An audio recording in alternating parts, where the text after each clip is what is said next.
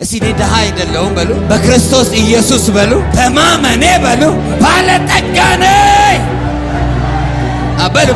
በሉ። ሰይጣን ስማ በሉ፣ ሁኔታ ስማ በሉ። በእኔ ላይ የሚሰራው የድህነት መንፈስ አይደለም፣ የማጣት መንፈስ አይደለም፣ የጉስቁልና መንፈስ አይደለም። በእኔ ላይ የሚሰራው የአብርሃም በረከት። ሁላችንም በገላትያ ምዕራፍ 3 ላይ ያለውን ቃል አውጥተን እናነባለን። ገላትያ ምዕራፍ 3 ቁጥር 13 አሜን። ዛሬ ስለ አብርሃም በረከት ነው የምናገረው። ብዙ ሰው በረከትን የሚያስብበት መንገድ የተዛባ ነው። አንዳንድ ሰው በረከትን እንደ እድል አድርጎ ያስባል። አንዳንድ ሰው በረከትን በስኬት አድርጎ በስራ ትጋት አድርጎ ያስባል። አንዳንድ ሰው ደግሞ በረከትን ከሆነ አገር ጋር ያያይዛል። አሜሪካ ብሄድ እባረካለሁ፣ ደሃ የሆንኩት ኢትዮጵያ ስለሆንኩ ነው ይላል። አንዳንድ ሰው ደግሞ በረከትን ከመልካም ቤተሰብ ጋር ያመዛዝናል። እኔ የመልካም ወይም የሀብታም ቤተሰብ ልጅ ብሆን ኖሮ ይሄኔ እባረክ ነበር ብሎ ሰው ያስባል። በረከት ግን እነዚህ አሁን የነገርኳችሁ ነገሮች በረከት ሲመጣ የሚመጡ ነገሮች ናቸው እንጂ ዋና የበረከት በሮች አይደሉም። በረከት መጽሐፍ ቅዱሳችንን ከዘፍጥረት እስከ ራእይ ስናነብ በረከት ቃል ኪዳን ነው፣ ኮቨናንት ነው። ምንድነው በረከት? እስቲ በረከት ቃል ኪዳን ነው በሉልኝ። በረከት ቃል ኪዳን ነው ወይም መንፈሳዊ ኮቨናንት ነው። እግዚአብሔር እናንተን ሲጠራ፣ እያንዳንዱን ሰው ሲጠራ፣ ከጨለማ ሲጠራ፣ ከኃጢአት መንደር ሲጠራ፣ ከአህዛብነት ሲጠራ፣ ካለመዳን ከዘላለም ሞት ፍርድ ሲጠራን እግዚአብሔር የገባልን የበረከት ቃል ኪዳን አለ። ክብር ለጌታ። ኤፌሶን ምዕራፍ 1 ላይ ምንድነው የሚለው? በመንፈሳዊ በረከት ሁሉ በሰማያዊ ስፍራ የባረከን ይላል። በሰማያዊ ስፍራ በመንፈሳዊ በረከት ሰው ተባርኮ በምድር ላይ የታክሲ የሚቸግረው ከሆነ ያ በመንፈሳዊ በረከት ላይ የተባረከው በረከት አላገኘውም ማለት ነው። ሰው በሰማያዊ በረከት ተባርኮ በምድራዊ ነገር ሊቸገር አይችልም። ወይ ሚስ ያደረገው ፕሪንሲፕል አለ፣ ወይ አንደርስታንድ ያላደረገው ፕሪንሲፕል አለ። በእግዚአብሔር መንግስት ውስጥ የመጀመሪያው እግዚአብሔር እንድታውቁ የሚፈልገው እናንተ በእግዚአብሔር ኪንግደም ውስጥ ምንድነው የፋይናንስ ኃላፊነታችሁ?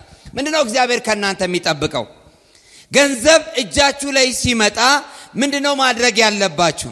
ገንዘባችሁን እንዴት ነው ራን ማድረግ ያለባችሁ? ማንቀሳቀስ ያለባችሁ? ያንን ካወቃችሁ በኋላ ነው በዛ ህግ መሰረት ገንዘብ ወደ እናንተ የሚመጣው። ገንዘብ የሚሄደው በመንፈስ ዓለም ላይ ስለሆነ አንድ ሰው እጁን ያንሳ። ከሟርተኞች እጅ ወደ አንተ ጠራል። ዶላር ጠራለሁ፣ ዩሮ ጠራለሁ፣ ፓውንድ ጠራል። ዝለልና አሜን በለኝ። ያስ ይመጣል። በዘዳግም ምዕራፍ 28 ላይ ሀብት የመጀመሪያው ቃል ኪዳን ነው፣ ኮቨናንት አለ። እግዚአብሔር የገንዘብ ቃል ኪዳን ላንተ አለው፣ ኮቨናንት አለ። እግዚአብሔር ገንዘብ እንድታገኝ በረከት ብቻ አይደለም፣ ምርቃት ብቻ አይደለም፣ ቃል ኪዳን አለው። ያ ቃል ኪዳን ሀብታም እንድትሆን፣ በምድር ላይ ገዢ እንድትሆን። አሜን በሉኝ ባካችሁ። ኧረ አሜን በሉኝ። እግዚአብሔር እንዲህ ብሎኛል ሌሊት። ዛሬ የብዙዎቻችሁ ቃል ኪዳን መንቀሳቀስ ይጀምራል። የሀብት ቃል ኪዳን፣ የዌልዝ ቃል ኪዳን፣ የፕሮስፔሪቲ ቃል ኪዳን መንቀሳቀስ ይጀምራል። አሜን አሜን አሜን። ይኸውላችሁ ሀብትም መንፈሳዊ ነው፣ ድህነትም መንፈሳዊ። ድህነት ማጣት ብቻ አይደለም፣ ድህነት አለማግኘት ብቻ አይደለም። ሀብትም ደግሞ ገንዘብ መሰብሰብ ብቻ አይደለም። ለዚህ ነው ከድህነታቸው ጥልቀት የተነሳ የልግስናቸው ባለጠግነት ተገልጧል ይላል። የመጀመሪያው ቃል ኪዳን እግዚአብሔር ለአብርሃም የገባው ቃል ኪዳን አለ፣ አብርሃሚክ ኮቨናንት አለ። እሱን በኋላ ላይ ዲቴይል ገባበታል። ሁለተኛው ሀብት ምንድነው? ኃይል ነው። ዘዳግም 28 ላይ ምን ይላል? እነሆ ሀብትን እንድታከማች ኃይልን የሰጠ he gives you the power ይላል። ኃይል ይላል።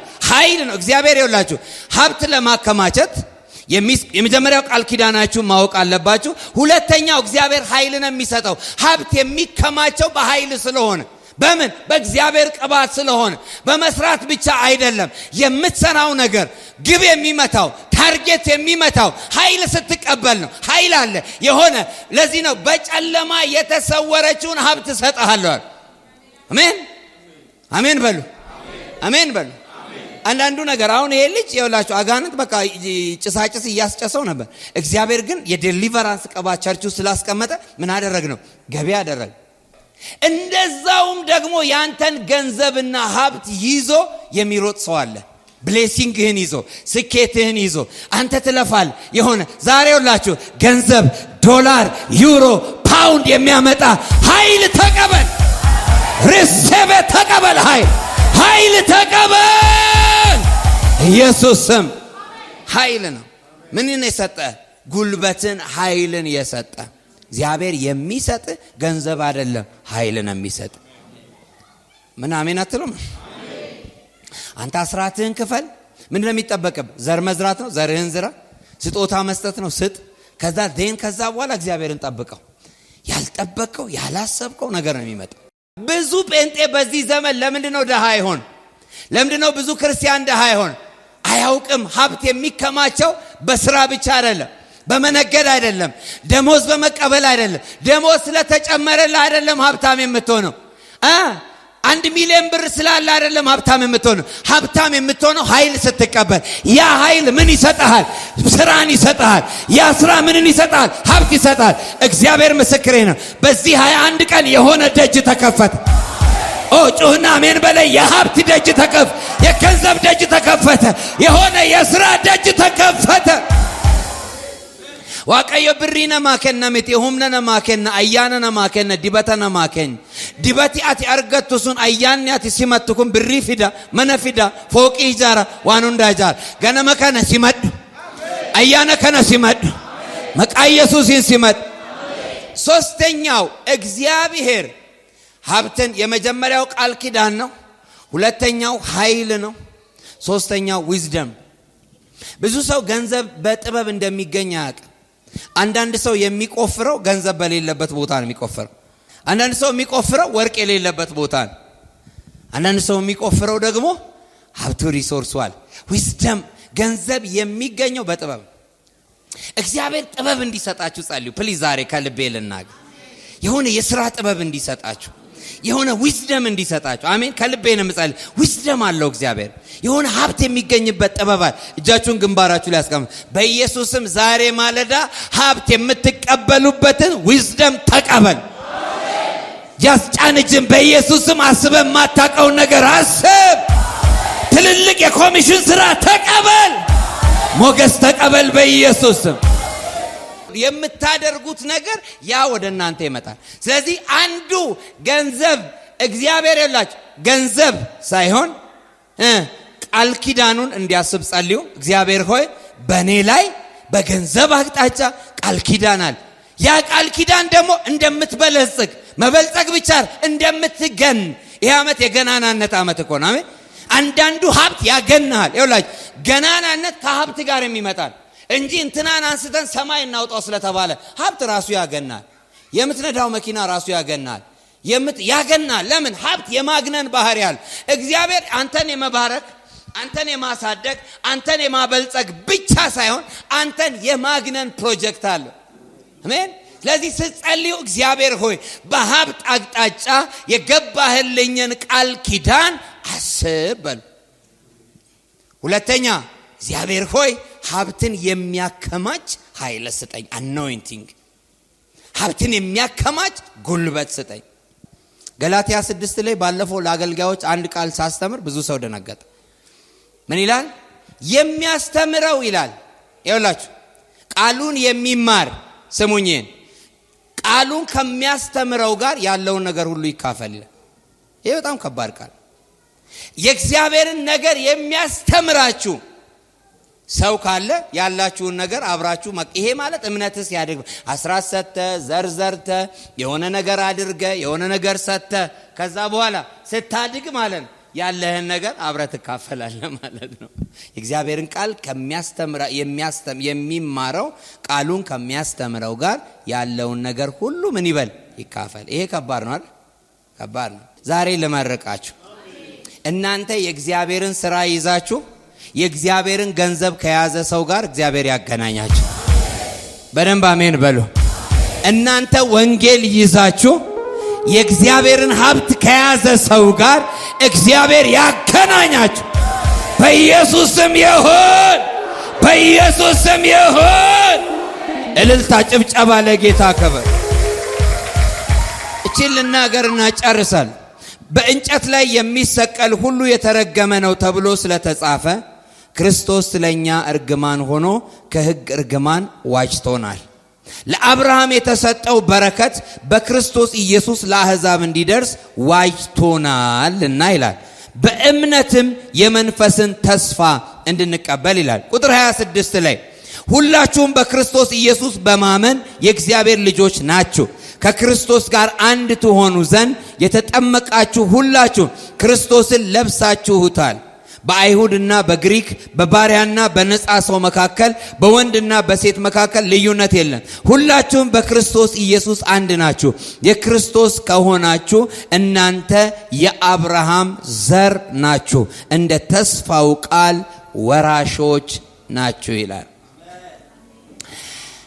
እኛ በክርስቶስ ኢየሱስ አምነን የዳንን ሰዎች የአብርሃም ዘር ናችሁ ነው የሚለው። እኛ አሕዛብ ነን። ወንጌል ለአይሁድ ነው። ክርስቶስ የመጣው ለአይሁድ ነው። ሕጉ የተሰጠው ለአይሁድ ነው።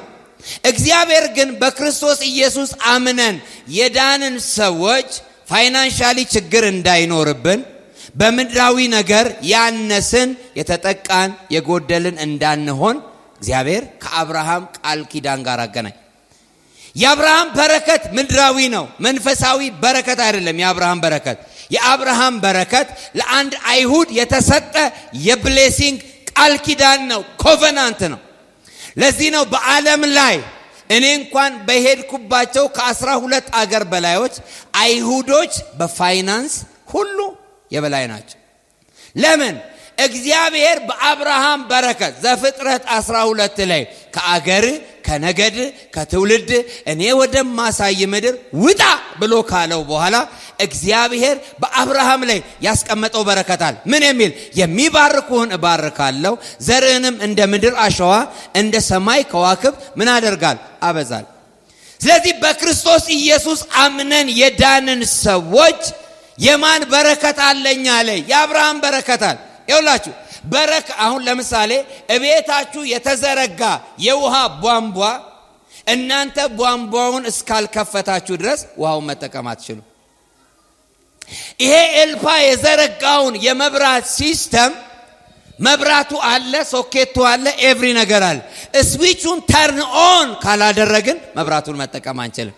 እግዚአብሔር በክርስቶስ ኢየሱስ በኩል የአብርሃምን በረከት በእያንዳንዱ ክርስቲያን ላይ ቀጥሎታል፣ ገጥሞታል። ያ ክርስቲያን ያንን ስዊች ኦፍ ወይንም ያንን መዝጊያና መክፈቻ በእምነት ኦን ማድረግ አለ። ምን ማድረግ?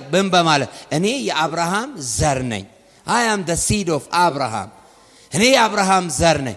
በአብርሃም የተነገረው በረከት ያ ምድራዊ በረከት፣ የፋይናንስ በረከት፣ የእውቀት በረከት፣ የአይምሮ በረከት በእኔ ላይ ይሰራል ብሎ ሰውየው ማወጅ አለበት። አሜን። 3 ጊዜ ጀርባውን ምቱትና የአብርሃም በረከት ባንተ ላይ ይሰራል በሉ። መታርገው የድህነት መንፈስ ትከሻን ይጫጫናል። መታርገው የአብርሃም በረከት በሉ ባንተ ላይ ይሰራል በሉ።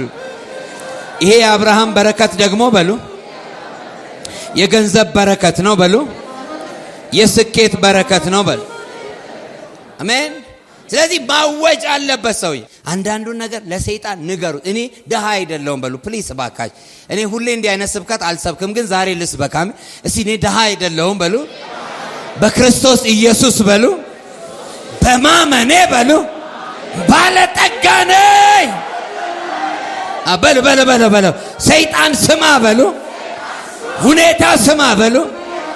በእኔ ላይ የሚሰራው የድህነት መንፈስ አይደለም፣ የማጣት መንፈስ አይደለም። የጉስቁልና መንፈስ አይደለም። በእኔ ላይ የሚሰራው የአብርሃም በረከት። እልልታ ጭብጨባ ለጌታ ክብር።